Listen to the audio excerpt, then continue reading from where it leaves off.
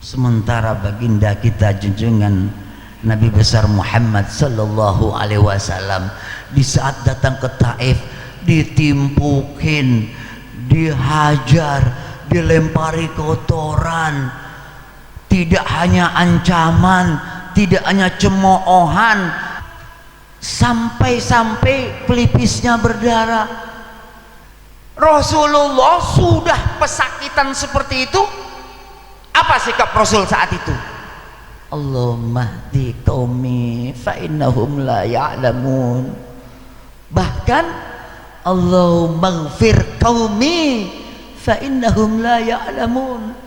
Ya Allah, ampuni mereka, mereka tidak tahu ya Allah. Sungguh hebat Rasulullah.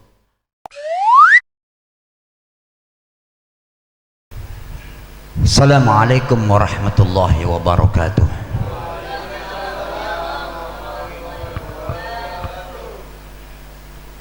Alhamdulillahilladzi an'ama alaina bi anwa'in ni'am wal litaifil ihsan wa faddalana ala sa'iri khalqihi bi ta'limil ilmi wal bayan. Asyhadu an la ilaha illallah wahdahu la syarika lah wa asyhadu anna sayyidana Muhammadan abduhu wa rasuluh. Allahumma salli ala sayyidina Muhammadin al-fatih lima ughliq wal khatimi lima sabaq nasirul haq bil haq wal hadi ila siratikal mustaqim wa ala alihi haqqa qadrihi wa miqdarihi al-azim. Rabbi syrah li sadri wa yassir li amri wahlul 'uqdatam min lisani yafqahu qawli. Inna rabbi binasi laghafurur rahim.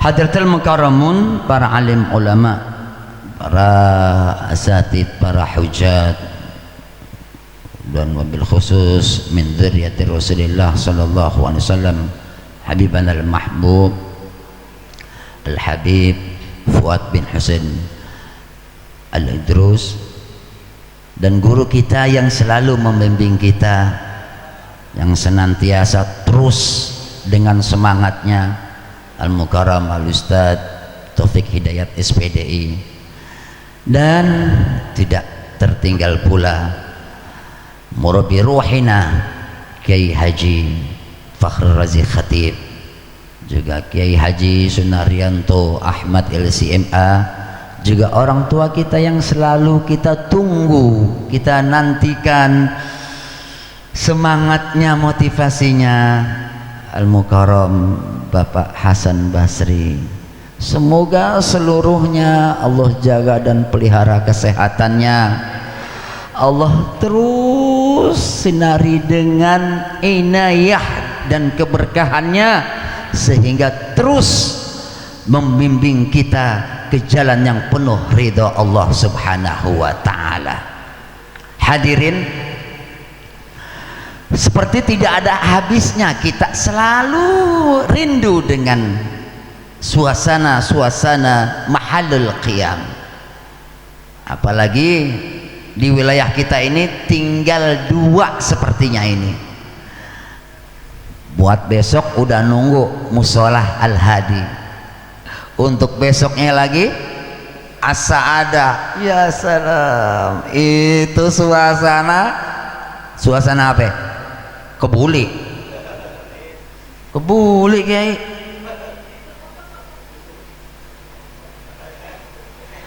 Nah, sebenarnya malam Jumat seperti ini yang harus terus dipenuhi dengan kecintaan kita kepada baginda Nabi besar Muhammad sallallahu alaihi wasallam.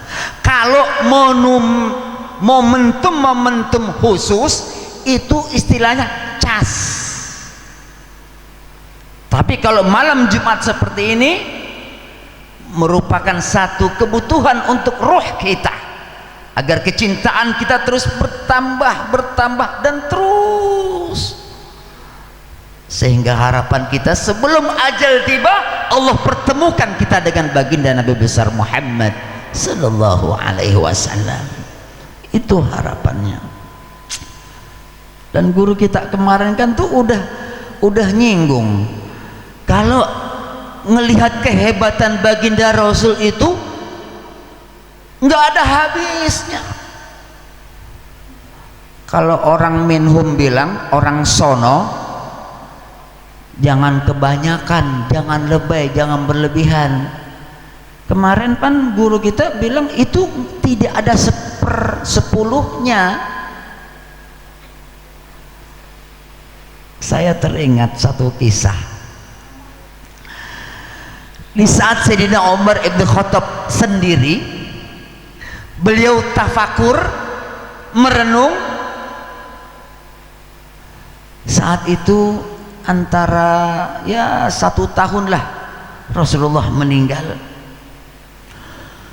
Beliau merenung saja. Kata beliau, bi abi wa ummi, dengan nama bapakku dan ibuku, merenungi kehebatan junjungan kita baginda Nabi besar Muhammad sallallahu alaihi wasallam. Beliau tuh rindu di saat beberapa bulan atau kurang lebih 1 tahun ditinggalkan Rasulullah, duduk sendirian merenungi, oh benar-benar hebat baginda Rasul ini katanya. Kalau Nabi Nuh alaihissalam yang Allah beri umur panjang sampai umur beliau itu falabitha fihim alfa sanatin illa khamsina aman. Jadi umur beliau itu 1000 kurang 50. Berapa itu? Seceng kurang gocap. Umurnya segitu beliau, dan saat itu hanya mendapatkan kaum pengikut 40 orang. Masya Allah, kayak apa ya? Untung guru kita subur banget ini ya, nggak sampai setahun udah begini banyaknya ini. Nabi Nuh tuh saking keselnya, wa qala Nuhur rabbi la tadhar 'alal ardi minal kafirina dayyara. Ya Allah, bader banget kaum gue ini katanya. Di saat beliau berdakwah mengajak kaumnya untuk menyembah Allah, tangannya sampai nutupin kupingnya, terus bajunya ditutupin ke mukanya, dia sambil goyang-goyang dah tuh. Udah dianggap EGP katanya. Sampai Nabi Nuh kayaknya udah kagak lagi, udah habis deh kesabarannya. Sampai minta sama Allah, ya Allah jangan engkau sisakan seorang kafir pun di muka bumi ini, hancur leburkan mereka. Karena susahnya diajak untuk berkeyakinan kepada Allah subhanahu wa ta'ala. Minta sama Allah begitu, udah saking pegelnya. Sementara baginda kita junjungan Nabi besar Muhammad sallallahu alaihi wasallam di saat datang ke Taif ditimpukin, dihajar, dilempari kotoran, tidak hanya ancaman, tidak hanya cemoohan, tidak hanya sekedar tangan dimasukin ke kuping terus ngelewein gitu, enggak, sampai pelipisnya berdarah. Kalau ke Taif, insya Allah kita semua Allah berikan kesempatan untuk berkunjung ke Taif, amin. Di sono tuh masih ada masjid yang dulu saat Rasulullah saking capeknya ditimpukin, lari-lari, terus sikut Rasulullah itu nyender ke batu besar, itu nyeplak itu batunya, nyeplak ya, sampai nyeplak itu. Rasulullah sudah pesakitan seperti itu, apa sikap Rasul saat itu? Allahumma hdi qaumi fa innahum la ya'lamun.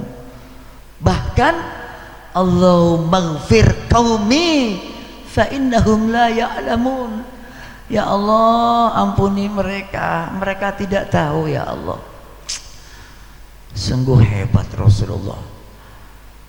Kalau seandainya saat itu sikap Rasul langsung, ya Allah, hancurkan seluruh penduduk Taif, jangan engkau sisakan di muka bumi ini ya Allah.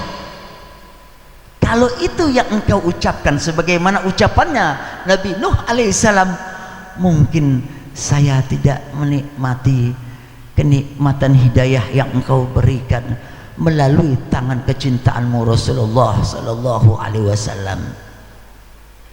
Dan bisa jadi tiap malam Jumat agak ada kayak begini. Itu pertama, tafakurnya Sayyidina Umar ibn Khattab pada saat itu. Dan yang kedua, kata kehebatan lagi junjungan kita baginda Nabi besar Muhammad sallallahu alaihi wasallam pada saat masa-masa awal Rasulullah mensyiarkan. Saat itu Rasulullah masih lesehan seperti ini, masih duduk bersama seperti ini. Tapi di saat sudah agak besar, sudah lebih banyak pengikutnya, Rasulullah pindah ke mihrab. Dan di atas mihrab itu Rasulullah memberikan tausiahnya, mengajak umatnya. Sehingga pada mihrab itu ada pelepah kurma. Dan pelepah kurma itu nangis sejadi-jadinya, nangis. Kok bisa nangis ya? Lah itulah kehebatannya Rasulullah sallallahu alaihi wasallam.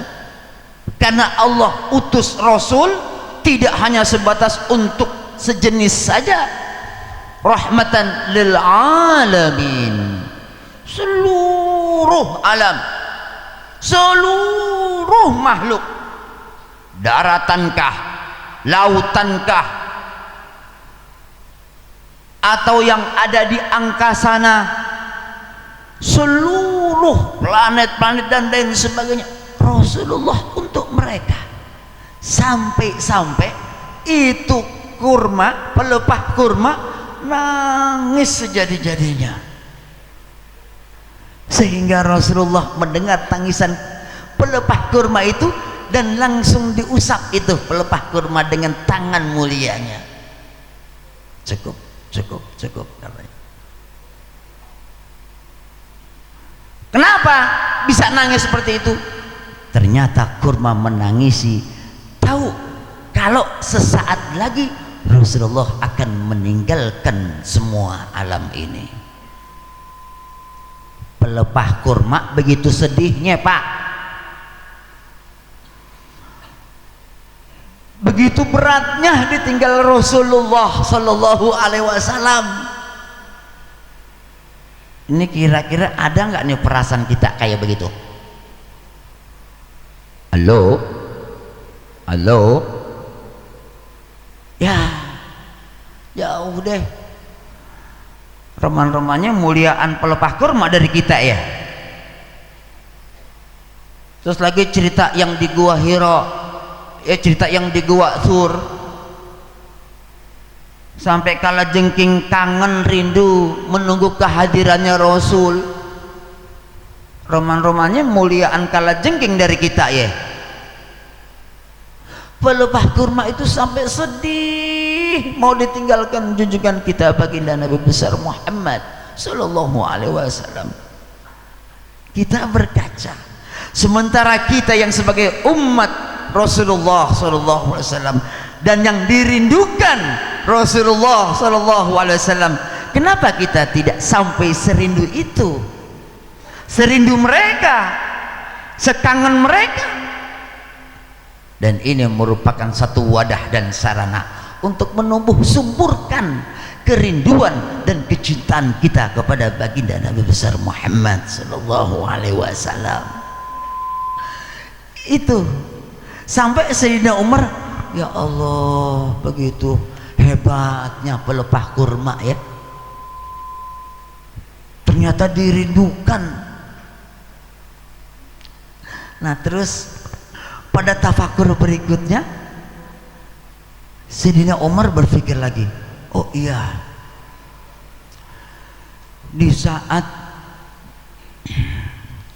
Rasulullah Sallallahu Alaihi Wasallam memiliki satu keutamaan di antara mukjizat Rasulullah adalah memancarkan dari jari jemarinya.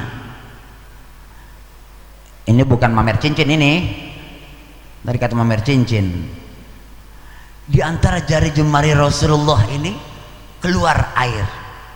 Sementara Nabi Musa, Allah berikan kehebatan Nabi Musa adalah tongkat, yang di saat dipukulkan tongkat itu famfajarat min husnata asyrata aina qad alima kullu unasim masyrabahum.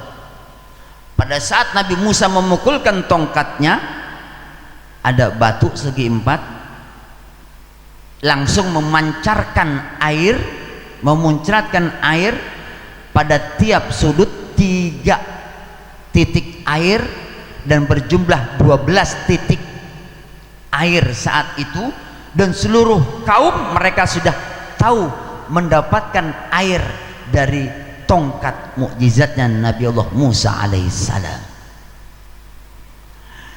Kalau batu mengeluarkan air, kata Sayyidina Umar bin Khattab saat itu mah hal yang biasa. Di gunung-gunung manapun banyak keluar air dari batu. Sementara baginda kita junjungan Nabi besar Muhammad sallallahu alaihi wasallam, Allah berikan kemuliaan dan mukjizatnya dari ruas jari jemarinya mengeluarkan pancuran air. Itu kehebatannya Rasulullah sallallahu alaihi wasallam. Oh, berarti tidak ada tandingannya ini. Ya Allah, kangen dengan Rasulullah sallallahu alaihi wasallam. Itu tafakurnya Sayyidina Umar ibn Khattab di saat ditinggalkan oleh junjungan kita baginda Nabi besar Muhammad sallallahu alaihi wasallam. Kita berharap kepada Allah Subhanahu wa taala, semoga Allah selalu memberikan kita rasa cinta yang mendalam, rasa rindu yang mendalam, rasa kangen yang begitu besar kepada junjungan kita baginda Nabi besar Muhammad sallallahu alaihi wasallam, sehingga Allah pertemukan kita semua nantinya di saat Allah kumpulkan seluruh umat-umat dari Nabi Allah Adam alaihissalam hingga akhir umat Rasulullah sallallahu alaihi wasallam, kita berdampingan dengan junjungan kita baginda Nabi besar Muhammad sallallahu alaihi wasallam. Hadanallahu wa iyyakum ajma'in. Assalamualaikum warahmatullahi wabarakatuh.